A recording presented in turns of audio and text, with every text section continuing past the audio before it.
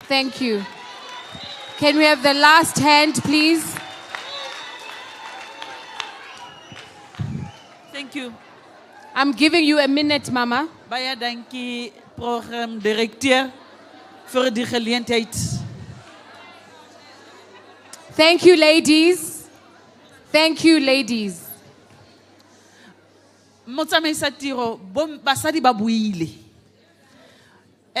What I wanted to raise was just a small matter because of understanding le bogodi. Gore, to me, this whole presentations, the implications, and I think also legal implications, are that we have just disbanded the structure and have actually thrown the Constitution with the bathtub. Now, the question that begs to be answered, I think my colleague from, I'm not sure, I forgot which province, but there was a question that talks to timelines. If you're saying, for an example, you're working on the Constitution with a service provider or whoever, shouldn't we at least know that things would happen, they are timelined? And then whilst we are saying maybe in the third quarter, or the fourth quarter, something will happen, we need to be told in the interim, what do we do as SANWITians? That is the question that I wanted to ask. Thank you, Mama. Thank you. Over to the panel. We'll start with Mr. Mvikeli Ncamo, the Chief Director. Time constraints. I was going to give you some Bible lesson. Questions 2, 3, 4, 5, 6, 9, as well as 11. Can we please turn our volume down, please? Thank you. After that, I'll have some statement to make. Number 2, as we have said, program director, anything irrelevant is irrelevant towards this conversation we are having. Then question 3, as to when are we gonna have the consultant? In fact, consultant, I mean, it has been coming across isikhathi esiningi. I-consultant isikhona, i-consultant ngeke isebenze yodwa ingazanga kunina. The consultant will do with he or she, as it was asked, consultations on the Constitution. Will never seek draft the Constitution without consulting every province. It's up to you when you are available. Right, so that is clear. Well, it's a matter of language. A consultant, we are signing next week, as the lady on my right has said, a project manager. So thereafter, we'll phone the provinces and say, when are you available? If you say in 2024, you'll be delaying the process. We want to be over with this process as soon as possible. If you say as soon as possible, for me, it's November, you are done with the Constitution, so that we can move forward with a clear structure. And whilst on the structure, don't be afraid to call the reverend and say, hey, angizwanga. Even at school, our abilities were not the same. Others will understand the thing after hearing it 15 times. Others will understand it after hearing it for the first time. Others understand drawings better than words written. So I'll ask the reverend also to unpack that beautiful structure in words. I narrate, I'm sure of that. And then, question, consultant, it was number 5. Yeah, you'll see the consultant as soon as you agree to meet with us, you'll see that consultant. It's simple as that. Well, it's MLJ consultant. Okay, so you can start Googling them. Now, question number 4 was a comment. So it's noted. The issue of skills assessment is noted. And then number 9 was linked to question number 3. Pendulile logo. Frachtin. Eget ni frachtin verstani. I did not, my Afrikaans is swak. So, okay. And then I think question 11, either Reverend will cut to it or our DDG will respond to it. Or when she's closing, thank you. Thank you very much. The Chief Director has covered the ground. If I was listening well, majority of the inputs were for noting. We have noted, just to show you that we were listening. Number 1, it was the issue that the term for the interim council should not be long. So we've noted that. That is an input. And we have also noted number 4 to say there are 2 key words that I've used as I was presenting, that the interim committee will be inclusive and representative. Then it was a suggestion that we should add another one, that it should be accessible. Noted. Let me come to the ones that needs response. I appreciate as well, we are noting, there was another one that came this side to say, in terms of the legalities, are we safe? Thank you for that. We noted that it has to find expression in the structure, the legal part of the structure that we are proposing. So we have noted that as well. And then the other question was to say, is the new model cancelling all the resolutions that we agreed upon before? The honest answer is no, because you heard the minister that if I was listening well, the minister was telling us that we have been following up on the resolutions, isn't it? As a department, we were following up. That's why we are here. This AGM is a culmination of the resolutions taken in the roundtable discussion, even the ones that you were referring to. So we are committed to follow up on the resolutions, and this AGM is a culmination.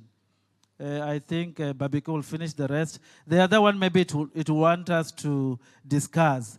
Can a member, a SANWIT member, be in different modes? I think you, as members, what's your take? Thank you. Thank you so much to the panel members. Thank you to the Reverend, to our Chief Director, and to Babigi. You may go down. We are almost done with the program. We have one final thing. Can I please ask the MEC Florence Radzilani, to come and give her message of support? She came in to introduce the minister earlier on. Now she's coming to give us a final message of support from the province of Limpopo. Thank you, MEC. Women are leading in politics and in the transport sector.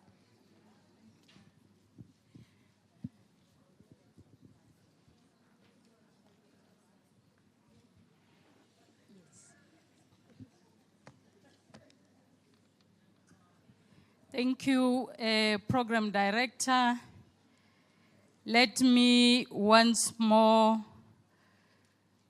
greet our Honorable Minister in the Republic of South Africa, Honorable Sindisiwe Shikunga, my colleague from KZN, MEC Hlomuka, and allow me, DDG, to say all protocol observed.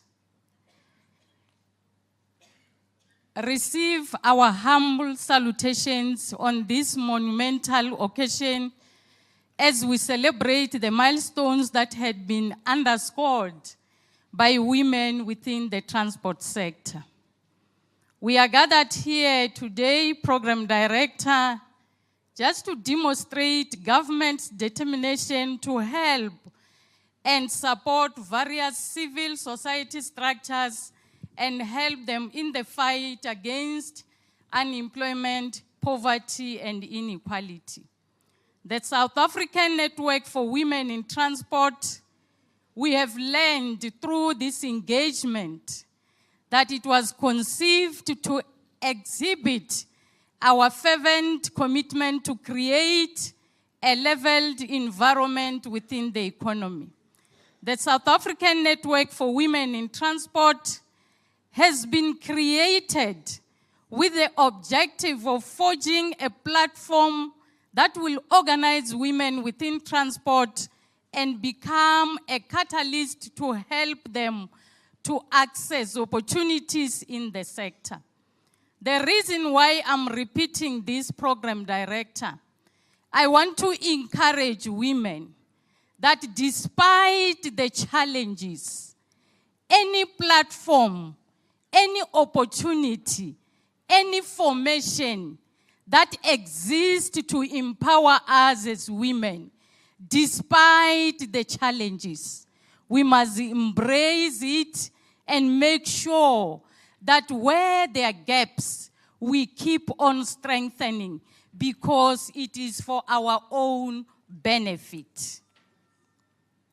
Program Director, looking at the transport sector's contribution into the country's gross domestic product, which the Program Director alluded to in the morning, there are compelling reasons to have women as apparent beneficiaries within the sector.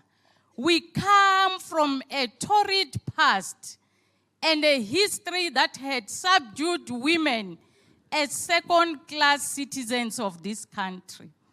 It is therefore incumbent upon this government to create numerous platforms of excellence which seek to rectify these errors of history. On behalf of Limpopo Department of Transport and Community Safety, we want to assure women within this sector that we are unashamedly supporting this and any other cause that is meant for the advancement of women.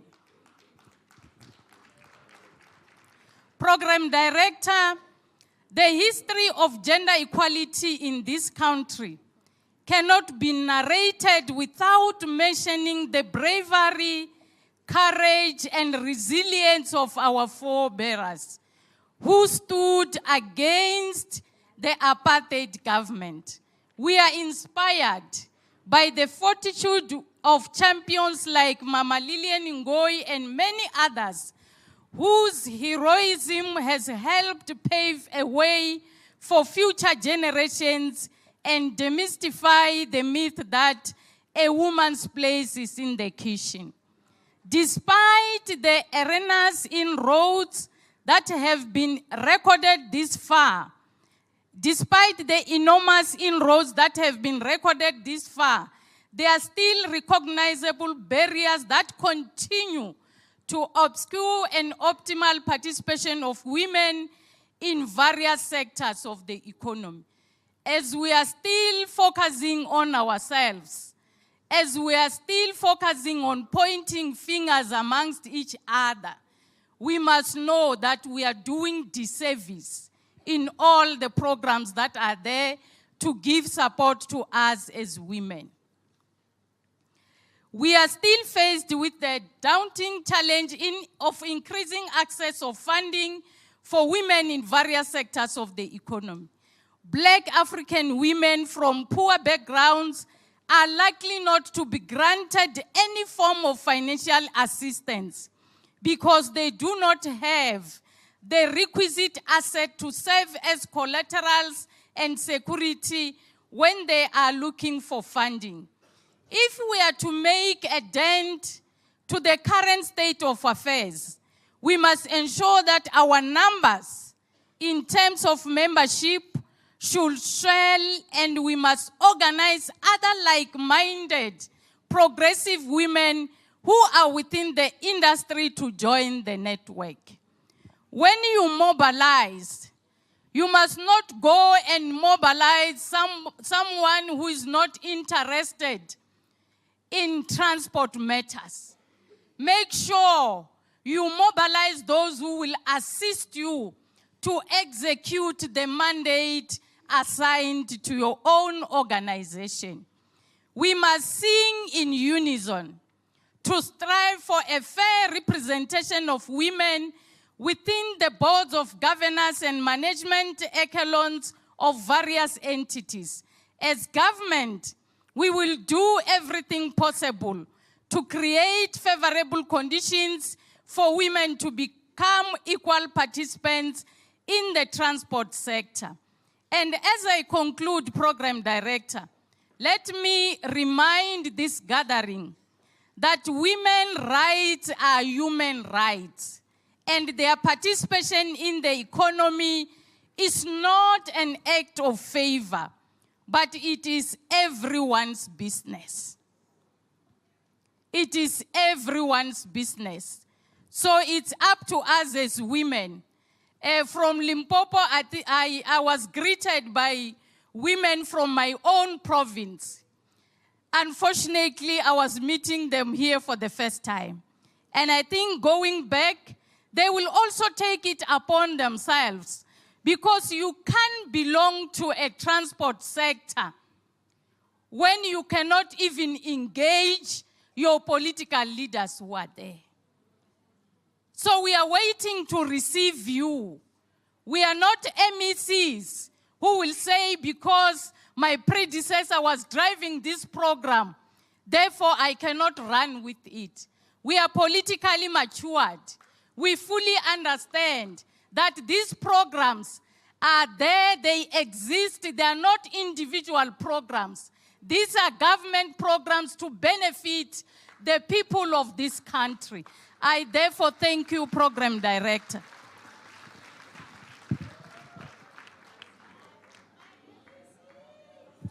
Thank you, MSC.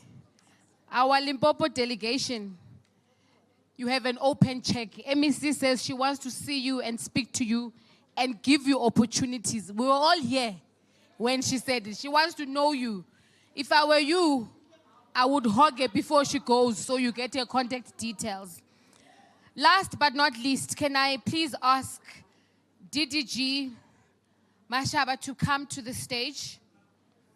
And we're giving a summation of today. This one will be very short.